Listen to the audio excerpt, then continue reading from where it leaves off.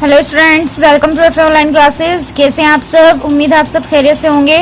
तो प्यारे बच्चों, आज का हमारा सब्जेक्ट हिंदी है। Take out your Hindi book, open your book at page number 54। ये प्यारे बच्चों आपका पेज नंबर 54। आज मैं आपकी हिंदी बुक का पार्ट 7 स्टार्ट करूंगी, पार्ट 7, जिसका नाम है टिप टिप वा। रीड करिए आप सभी बच्चे मेरे साथ। टिप टिप वा। टिप टिपवा कहते हैं बच्चों, जब बारिश होती है ना, आपने देखा होगा कि घर की छतों से अक्सर पानी टपकने लगता है, उसे कहते हैं टिप टिपवा। उसके बारे में ये कहानी है। तो चलिए स्टार्ट करते हैं। मैं पढ़ूंगी, आप सभी बहुत ध्यान से सुनेंगे, ठीक है। एक थी बुढ़िया, उसका एक पोता था। पोता पोता हम कहते हैं बेटे के बेटे को। जो आपकी दादी है ना, उनके आप पोते हो, ठीक है। पोता रोज रात में सोने से पहले दादी से कहानी सुनता। दादी रोज उसे तरह तरह की कहानियां सुनाती। दादी और पोता जो है वो साथ में रहते थे। उसकी दादी उसको रोज रात को सोने से पहले कहानी सुनाती थी। एक दिन मूसलाधार बारिश हुई। ऐसी बारिश पहले कभी नहीं हुई थी। सारा गांव बारिश से परेशान था। बुढ़िया की झोपड़ी में पानी जगह जगह से टपक रहा था। Tip tip tip tip. एक दिन बहुत तेज बारिश होती है। पहले कभी भी इतनी तेज बारिश नहीं हुई थी जितनी उस दिन हुई। पूरा गांव वाले बारिश से बहुत ज्यादा ही परेशान थे। बुढ़िया की झोपड़ी से पानी टपक रहा था, टिप टिप टिप टिप। इस बात से बेखबर पोता दादी की गोद में लेटा कहानी सुनने के लिए मचल रहा था। बुढ़िया खींच कर बोली, अरे बचवा, का कहानी सुनाए, ई टिप टिपवा से जान बचे तब ना।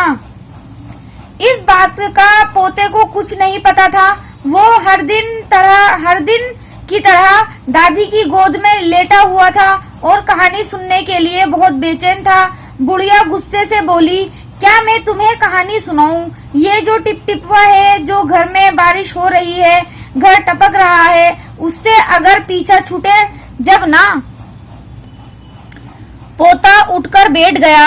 उसने पूछा, दादी, ये टिप टिपवा कौन है? टिप टिपवा क्या शेर बाघ से भी बड़ा होता है? पोते को नहीं पता था कि ये टिप टिपवा क्या है। वो दादी से पूछता है कि टिप टिपवा क्या शेर और बाघ से भी बड़ा होता है? उसे लगा कि ये कोई जानवर है। दादी छत से टपकते हुए पानी की तरफ देखकर बोली, हाँ बचवा, ना शेरवा के डर, ना बाघवा के डर, डरता डर टिप टिपवा के डर। तो दादी कहती है, ना तो मुझे शेर का डर है और ना ही बाघ का डर है। डर है तो सिर्फ टिप टिपवा का है। अब देखिए आप पेज नंबर 55 पर। आपका पेज नंबर 55। संयोग से मुसीबत का मारा एक बाघ बारिश से बचने के लिए झोपड़ी के पीछे बैठा था। बेचारा बाघ बारिश से घबराया हुआ था। बुढ़िया की बात सुनते ही वे और डर गया।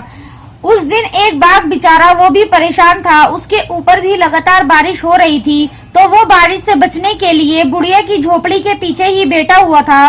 पहले ही वो बारिश से परेशान था, लेकिन जब बुढ़िया ने कहा कि मुझे शेर बाघ से तो डर ही नहीं लगता, मुझे तो टिप टिपवा से डर लगता है, तो ये जो बाघ है वो डर जाता है। वो सोचता है कि पता नहीं ये टिप टिपवा कौन है। अब ये टिप टिपवा कौन सी बला है? जरूर ये कोई बड़ा जानवर है, तभी तो बुढ़िया शेर बाघ से ज्यादा टिप टिपवा से डरती है। इससे पहले कि बाहर आकर वे मुझ पर हमला करे, मुझे ही यहाँ से भाग जाना चाहिए। तो शेर सोचने लगता है कि ये टिप टिपवा कौन है? अब कोई बहुत बड़ा जानवर होगा, तभी तो ये जो बुढ़िया है शेर बाघ से नहीं डरती, लेकिन टिप टिपवा से डरती है। और उसको ये भी पता था कि झोपड़ी के अंदर ही टिप टिपवा है, क्योंकि बुढ़िया कह रही थी ना कि टिप टिपवा से परेशान हूँ। तो वो सोचता है कि वो झोपड़ी से बाहर ना आ जाए और मुझ पर हमला ना कर दे, तो मैं यहाँ से चला जाऊं। शेर डर के वहाँ से चला जाता है। बाघ ने ऐसा सोचा और झटपट वहाँ से दुम दबाकर भाग चला। दुम दबाकर मतलब डरकर, तो वो डरकर वहाँ से भाग गया। उसी गांव में एक धोबी रहता था। वह भी बारिश से परेशान था। आज सुबह से उसका गधा गायब था। सारा दिन वह बारिश में भीगता रहा और जगह जगह गधे को ढूंढता रहा, लेकिन वह कहीं नहीं मिला। तो गांव में एक धोबी भी रहता था जो कि कपड़े धोता था।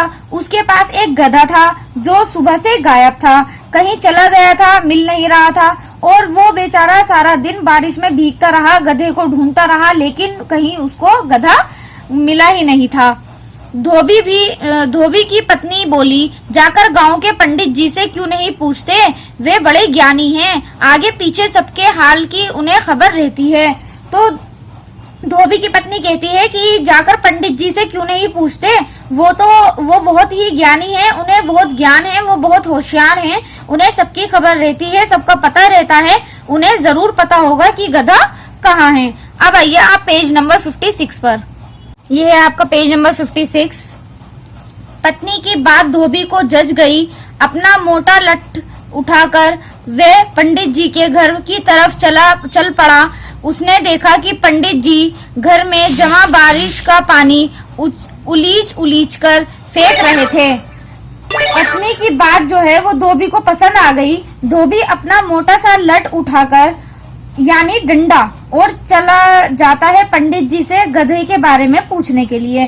तो जब वो जाता है तो देखता है कि पंडित जी के घर में भी पानी भरा हुआ है और वो क्या कर रहे हैं, बारिश के पानी को एक बर्तन में करके बाहर फेंक रहे हैं।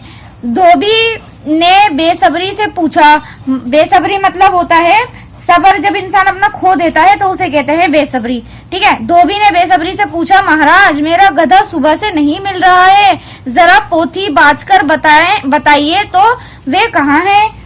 तो वो जल्दी से बेसब्र होकर पूछता है, महाराज मेरा गधा सुबह से नहीं मिल रहा है, जरा अपनी पोथी बाजकर तो बताइए वो कहाँ है। आप अपनी जिस किताब से पढ़ते हैं, फ्यूचर बताते हैं, उसमें जरा देखकर तो बताइए कि मेरा गधा कहाँ है। सुबह से मैं बहुत परेशान हूँ, वो मिल नहीं रहा है, अब मैं आपके पास आया हूँ। सुबह से पानी उलीचते पंडित जी थक गए थे।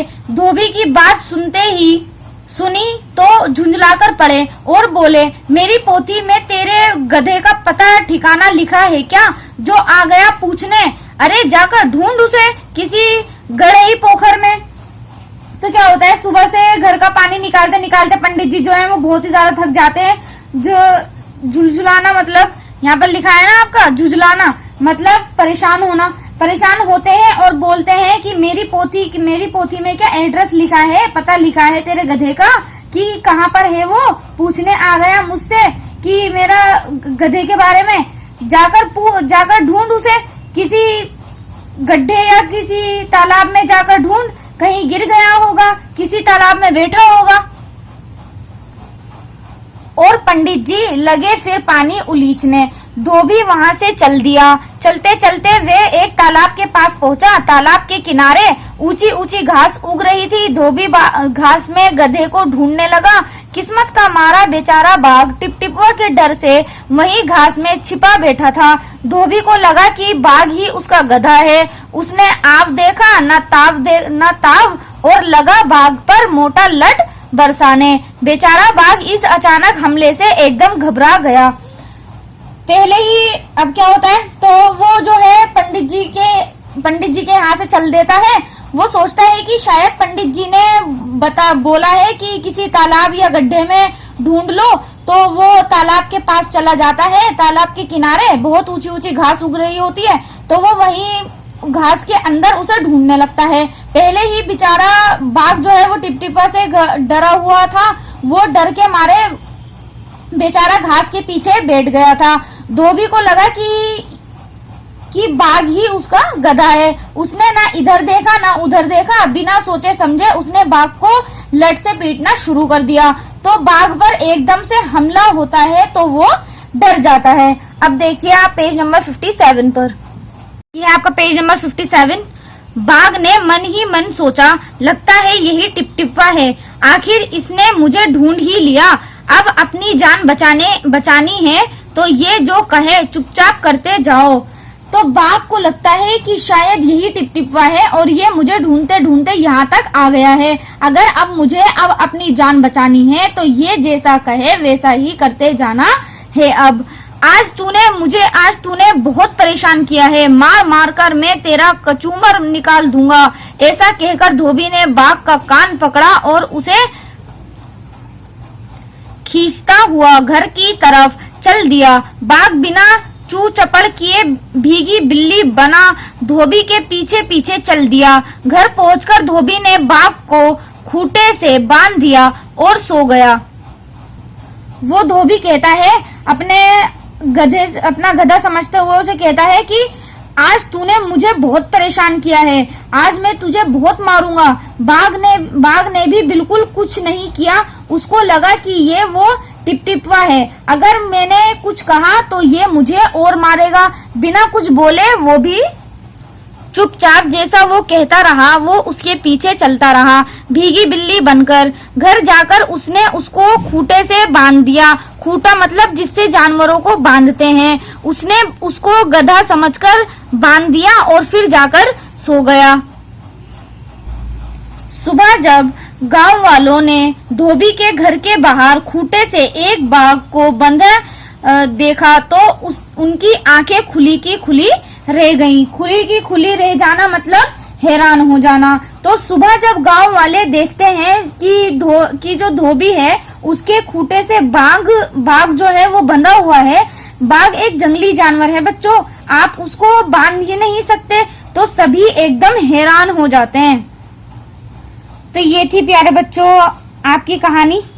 ये कहानी आपकी जो कहानी है ये लिखी है गिरिजा रानी अस्थना ने, ठीक है। ये इसकी शीर्षक है। मुझे उम्मीद है आपको ये कहानी सुनकर मजा आया होगा। अब चलिए हम इसके क्वेश्चंस करते हैं। अब आइए आप पेज नंबर 58 पर। आपका पेज नंबर 58, कौन किससे परेशान। इस कहानी में लगता है सभी परेशान थे, बताओ कौन किससे परेशान था। मैंने लिख रखा है, देखिए। बुढ़िया टिप टिपवा से, बुढ़िया किससे परेशान थी, टिप टिपवा से। बाघ बारिश से, धोबी गधा ना मिलने से, पंडित जी घर में पानी भरने से। तो आपको इसी तरह से फिल करना है अपनी बुक में, बहुत अच्छी साफ राइटिंग में करेंगे आप ये काम। अब नीचे देखिए, मतलब बताओ। नीचे कहानी में से कुछ वाक्य दिए गए हैं, इन्हें अपने शब्दों में लिखो। फर्स्ट दे रखा है, टिप टिपवा कौन सी बला है। टिप टिपवा क्या मुसीबत है, ठीक है। बला को मुसीबत भी कहते हैं। टिप टिपवा क्या मुसीबत है। पत्नी की बात धोबी को जच गई, पत्नी की बात धोबी को पसंद आ गई, ठीक। बाघ बिना चू चपड़ किए भीगी बिल्ली बना धोबी के पीछे पीछे चल दिया। बाघ बिना कुछ कहे चुपचाप धोबी के पीछे चल दिया। जरा पोती बाज कर बताइए वे कहाँ हैं, जरा पत्रा देखकर बताइए वे कहाँ हैं। अब देखिए आप पेज नंबर 59 पर, ये आपका पेज नंबर 59। याद करो तो पोता दादी की गोद में कहानी सुनने के लिए मचल रहा था। तुम किन किन चीजों के लिए मचलते हो। मैंने कर रखा है बेटा, ठीक है। आप इसके अलावा अपनी पसंद की चीजें भी यहाँ पर लिख सकते हैं। मैं नए खिलौने के लिए मचलता हूँ, दोस्तों के साथ खेलने जाने के लिए मचलता हूँ, पापा के साथ बाजार जाकर आइसक्रीम खाने के लिए, मोबाइल में गेम खेलने के लिए। अगर यही सब है तो आप यही लिख देंगे, और अगर इसके अलावा और कोई भी है तो आप इसमें ऐड कर देंगे, वो लिख लेंगे, ठीक है। जरूरी नहीं है आप सभी यही लिखें, इसके अलावा भी जो आपको जिन चीजों के लिए आप मचलते हो तो वो आप यहाँ पर लिख दोगे। अब नीचे देखिए, ये नेक्स्ट क्वेश्चन है आपका, कौन है टिप टिपवा। हाँ बचवा, ना शेरवा के डर ना बाघवा के डर, डर ता डर टिप टिपवा के डर। क्वेश्चन है, तुम्हारे घर की बोली में इस बात को कैसे कहेंगे। हाँ बेटा, ना शेर का डर है ना बाघ का डर है, डर तो सिर्फ टिप टिपवा का है। नेक्स्ट, कहानी में टिप टिपवा कौन था, तुम किस किस को टिप टिपवा कहोगे।